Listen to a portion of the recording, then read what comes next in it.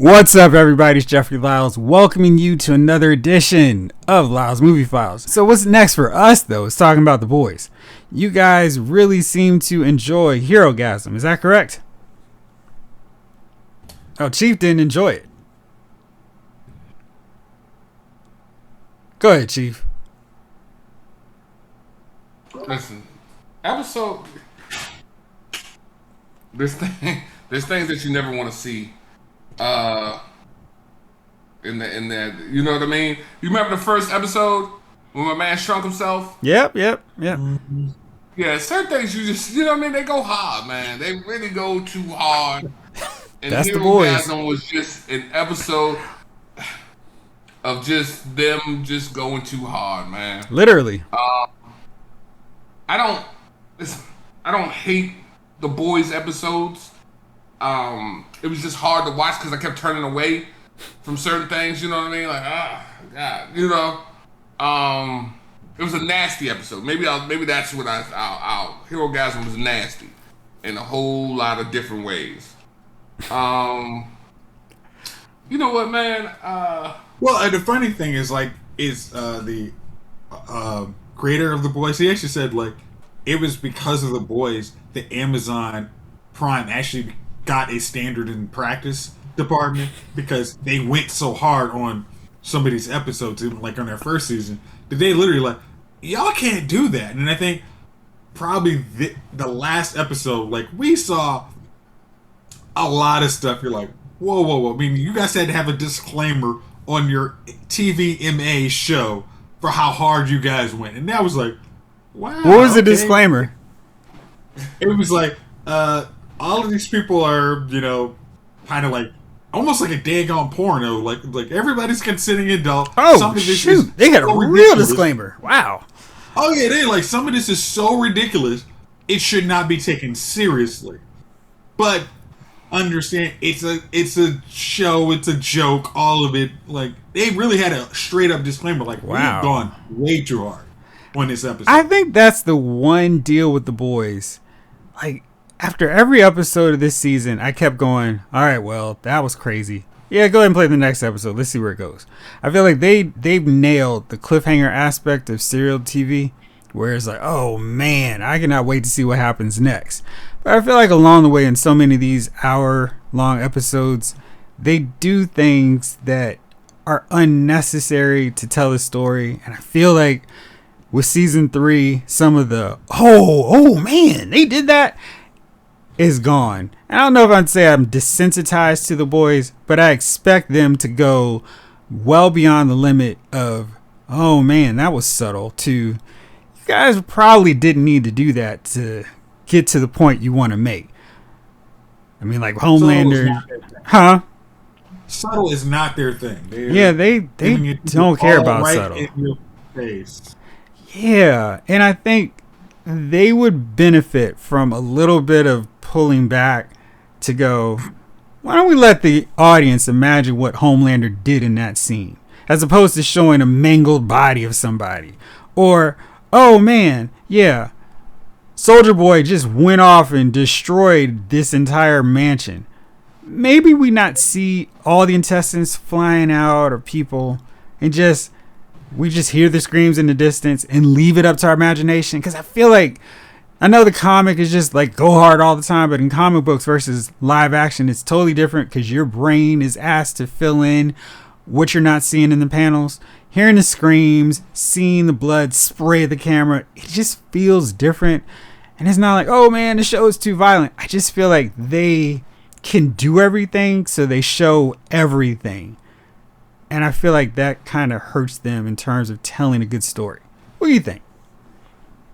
I disagree on that. It's you need to differentiate yourself from every other superhero show. It's be the one. I mean, if Javon said, be the one that's ridiculous.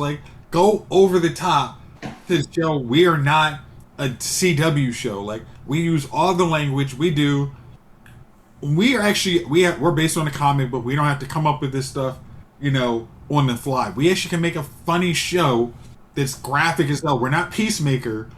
We can do all the things. And I think it's invincible with sex.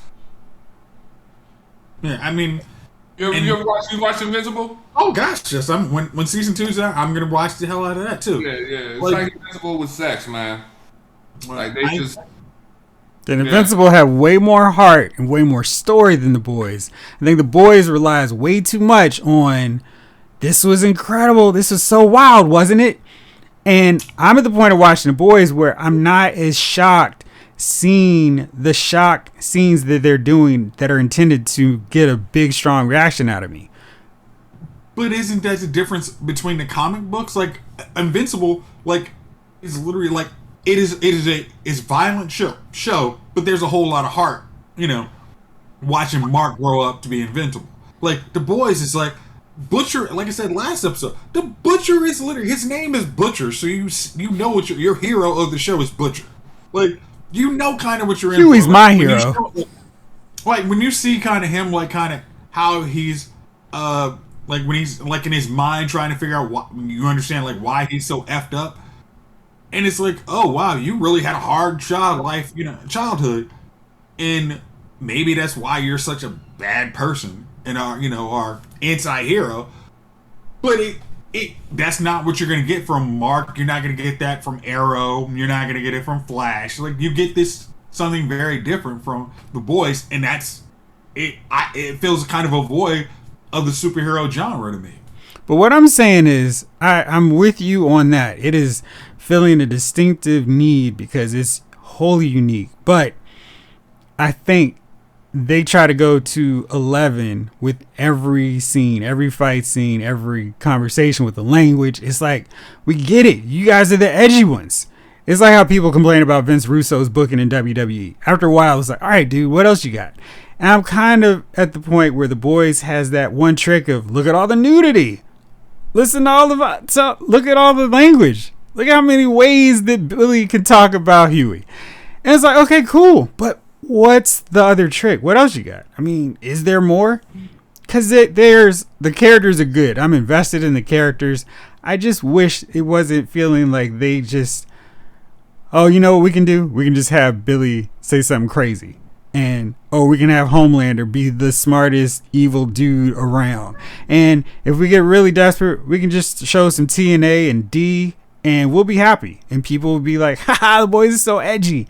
I don't feel like it's so edgy anymore. It's like, if the Simpsons were still telling Bart Simpson he was the focus of the show instead of Homer, the Simpsons would have fizzled out long ago. And I feel like maybe they need to do something different to do something else instead of just relying on being the show that's the edgiest comic book TV series out there. Okay, well, I don't know, like, since we're behind, we don't know how many, I don't even know how many episodes they got of The Boys, but showing, like, now, like, after the end of this last episode where you got Homelander getting a call from Soulja Boy, like, hey, I'm your daddy, it was like, oh, shoot, like, that's the whole ball game. It's like, I'm actually now like, all right, now what is Butcher? What do Butcher Huey do? Mother's Milk, like they're screwed now. Like, how do they even have a chance to stop Vought with all this going on? Because Homelander's sure as heck gonna introduce, hey, Dad, you can come up to Vought and I'll listen to you for 10 seconds, especially since you can take my powers away. Like that's kind of like, oh, there's something there. I mean, that to me is like. As much as say like they don't have, they're kind of getting that one trickish punting, but it's like they're actually still got enough storyline to go, at least from what I've seen of the season. Like I'm still invested in it. Oh, I'm still invested at the end of it. What did you guys think of Black Noir's origin story? Chief, did you like the Looney Tunes popping up? Not really. Always hate that type of. I remember the Sopranos did it one time. Tony, and he was sick, and the birds were landing on him on the boardwalk or something. And I was like, "What the hell is this?" So I'm never into just lay out his origin story in a different way. And was it truly, like, do I remember, was it truly an origin story or just the origin story of how he sent off Soldier Boy. I guess it was a little. I mean, because geez, it didn't matter because it was like, okay, well, that's a wrap on Black Noir. Thanks, guys, appreciate it. Because it was Soldier Boy, it stopped him from being able to talk, right?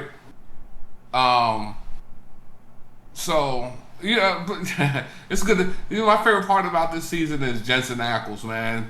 I loved him in Supernatural, man. He was my man, and I'm just glad. You know what I mean? I'm glad to see him here getting this work, man. And he still got that, that dry comedy about him. But the Black Noir and all this stuff, and it's going to be an interesting turn. I guess Soldier Boy's about to turn on Butcher and Old Boy, and they can't take any more temporary V. But Butcher's not going to say nothing, because that's Butcher. So we'll see how it all ends up, man. But one thing about the boys, though, whether you like it or not, you going Friday, you right there turning it in. You know what I mean? So, and then really, there ain't really nothing else to watch. I don't find myself geeking for Miss Marvel like that, and I do. Don't get me wrong, I've watched almost every episode, but I feel a little still starved for content, I guess, on these days. You know what I mean? And then you don't get content till midweek. You know what I mean? Whether you watching Miss Marvel or whether you watching, Wednesday kicks everything off. What about Monday and Tuesday? Damn it! You know what I mean? Thursday. Why don't we have no? These aren't the network TV days. Come on. I don't watch network TV, and that's funny. I should cancel my cable and just keep Hulu, because I don't listen, man. I don't really watch. I watch the bare minimum of TV. I've got my Apple, and it's funny because I've got Apple TV, Netflix, Hulu, Prime, Peacock. Well, remember, Chief, like, it's the summertime. Network TV does not want you in the house. They want you to spend money, and they're doing a perfect job of that, because you get 2 shows a week, and then you're gone. You go on the weekend. You don't watch TV. It's still COVID. Nobody's really moving around like that. People are out, but you're not out. You know what I mean? Like, let me tell you, man, I haven't done too much. I've done more traveling, but I mean, I'm not in the bars 6 days a week. I'm not, I mean. That's a good thing, Chief. Good gosh. Like 6 days, damn. Your body appreciates it. I have a pass, y'all. Leave me alone.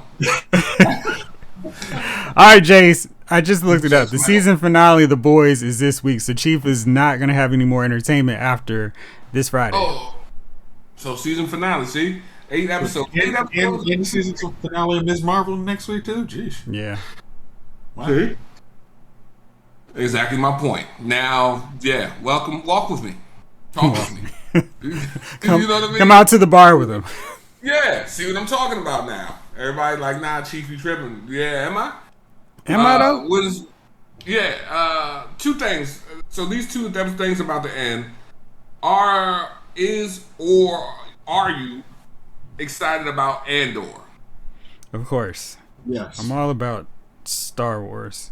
So they put that out, I'm there. All right, good news for you, Chief. She-Hulk will premiere August 17th, so you won't have very long before you have some new Marvel Studios entertainment. Got a month away, really?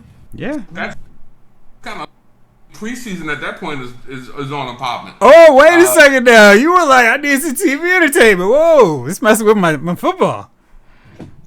And then Andor is August 31st. So if you really want to get into your football being interrupted, that's when Andor is coming. Well, I'm not excited. I saw the previews for Andor. You guys are gonna have to talk to me about Andor and make me see why it's gonna be good. All right. Well, speaking of good things, this one has to come to an end. But before we do that, it's time for our nominees for Dummies of the Week.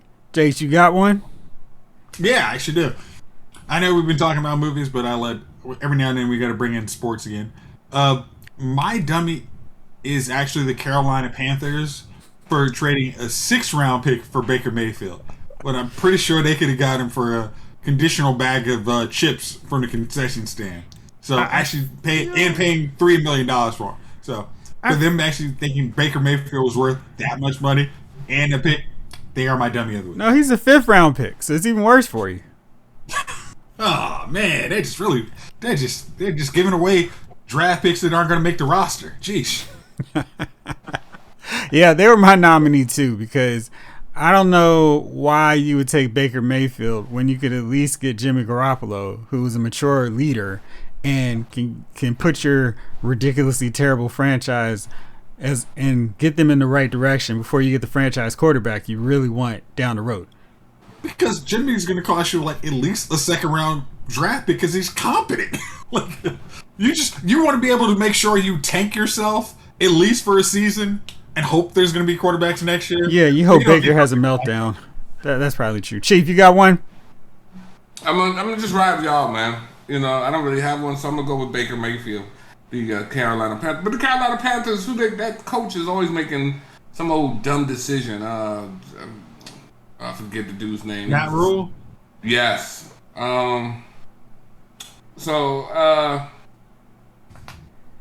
It is what it is, man. I'm curious to see how many years they're gonna suspend my man up in Cleveland for, and then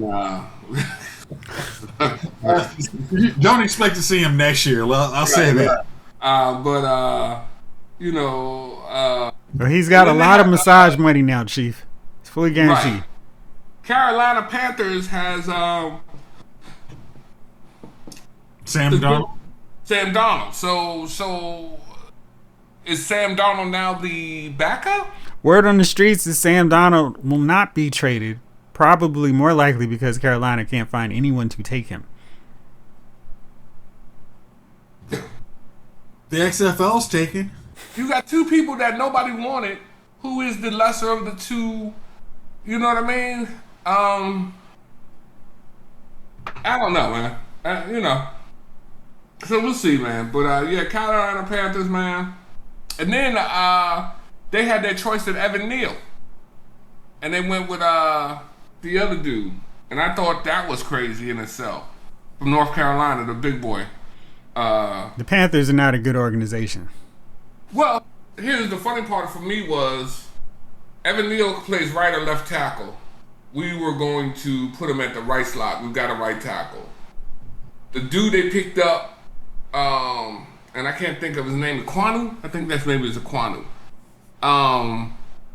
He was like, yo, I'm a left tackle, that's it. Okay. So, you know what I mean? That's what I play, nothing else. And I was like, I was like, well, if I was a GM, I'd be like, I need a guy, I'm really like, yeah, let's get a guy who can be versatile. I can pick, where he's needed. So I always felt like that was the wrong move. And when they left Evan Neal on the board, I was like, oh my God, like what the hell is that about? So I think the Panthers are, yeah, I think they're gonna have some problems coming up. But you know what? I don't care. As long as we go in there and beat them when we play them, man. That's the important thing. It is the important thing. All right, fellas. Denver, San Francisco. As long as we beat those teams. Oh, my bad. You know what, Chief? It's time. It's time for you to leave. All right, fellas. Well, thank y'all as always for rolling with me. Thank you all out there for watching and listening. This episode of Lyle's Movie Files has been filed.